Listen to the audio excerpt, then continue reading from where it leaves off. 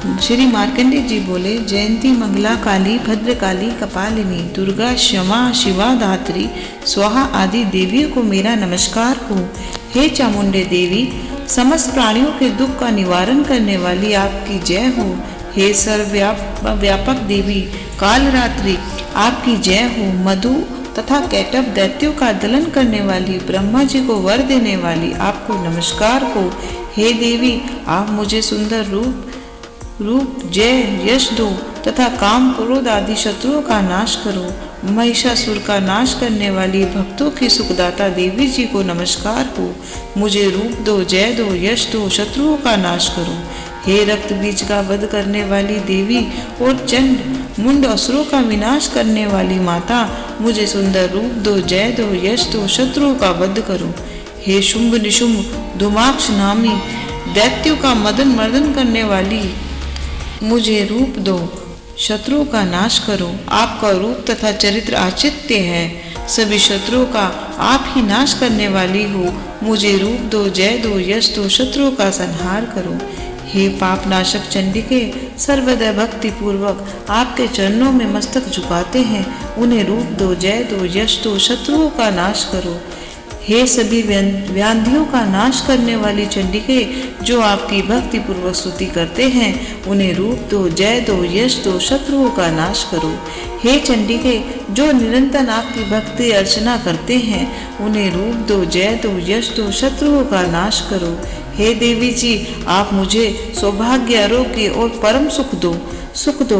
रूप दो, जय दो, यश दो, शत्रुओं का विध्वंस कर दो। मेरे शत्रुओं का नाश कर कर मुझ में बल भर दो। रूप दो, जय दो, यश दो, शत्रुओं का नाश करो। हे देवी, मेरा कल्याण कीजिए और उत्तम धन संपत्ति दीजिए। रूप दो, जय दो, यश दो, शत्रुओं का नाश करो। हे माता, आपके चरणों पर देवता और दैत्य दोनों ही अपने मुकुटों की मणि को घिसते रहते हैं।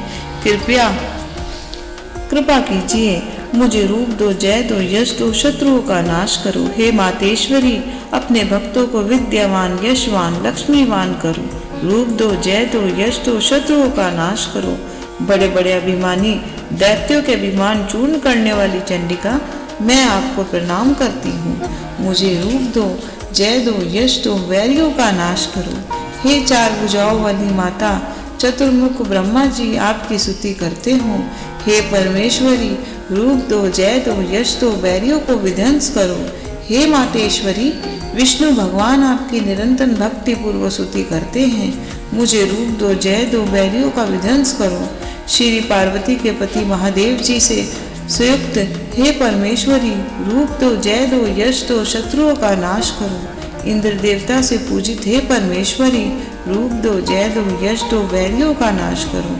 हे देवी जी, आप तो कठोर भुजदंड रखने वाले दैत्यों का घमंड का नाश कर देती हो। आप ही रूप दो, बैरियों का नाश करो। हे अंबिके, आप अपने भक्तों के लिए अपार आनंद की वृद्धि करती हो। मुझे रूप दो, जय दो, यश दो, बैरियों का नाश करो।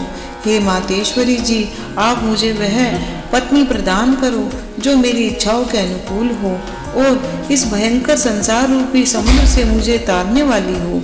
सुंदर कुल से उत्पन्न हो, उत्तम कुल की हो। जो मनुष्य इस श्रोत्र का पाठ कर कर ही महाश्रोत्र कीलक का पाठ करता है, वह सप्तशती पाठ के जाप से मिलने वाले वर एवं श्रेष्ठ संपदा के फल को प्राप्त कर लेता है। बोलो दुर्गा माता आपकी सदा ही जय। श्री मार्कंडेय जी बोले, ऋषि, मैं उन भगवान सदाशिव को नमस्कार करता हूँ जिनके 3 दिव्य नेत्र हैं, जिनका शरीर विशुद्ध ज्ञान स्वरूप है, जो मोक्ष प्राप्ति के कारण है। अद्र चंद्रमा जिनके मस्तक पर शोभामान है।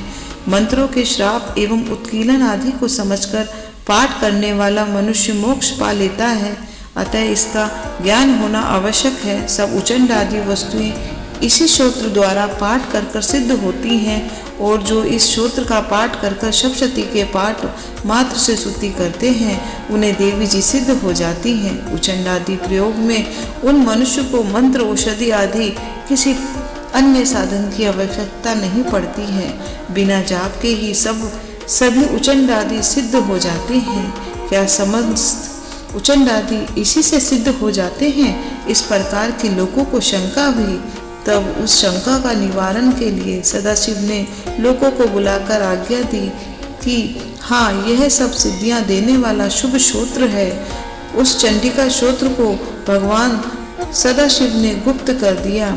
इस श्रोत्र के पाठ द्वारा प्राप्त होने वाला पुण्य कभी समाप्त नहीं होता है। साधक सभी प्रकार का क्षेम प्राप्त कर लेता है, इसमें कोई संशय नहीं है।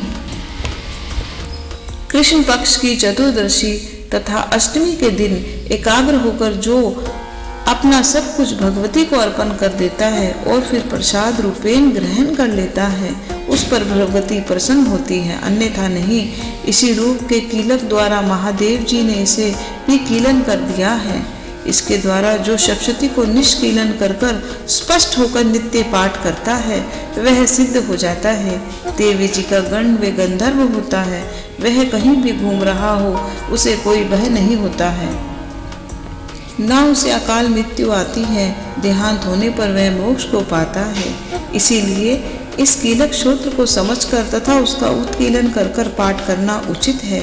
जो इस प्रकार नहीं करता, उसका नाश होता है। तभी तो बुद्धिमान इसे समझकर ही उत्कीलन से संपन्न श्रोत्र का पाठ प्रारंभ करते हैं। जो कुछ भी रमणीय और सौंदर्य सौभाग्य आदि दिखाई देते हैं, वे सब के सब ही श्री देवी की कृपा के फल हैं। इसी कारण इस शुभ श्रोत्र का जाप सदा करते रहना चाहिए। इस श्रोत्र के मंद स्वर से पाठ करने से थोड़ा फल मिलता है, उच्च स्वर से अधिक फल मिलता है। सभी सिद्धियां प्राप्त होती हैं। अतः उच्च स्वर से पाठ प्रारंभ करें। जिस भगवती की कृपा के द्वारा सौभाग्य, आरोग्य, संपत्तियां, शत्रु नाश तथा परम मोक्ष की प्राप्ति होती है, उस जगत की माता की स्तुति अवश्य करनी चाहिए। बोलिए दुर्गा माता की जय।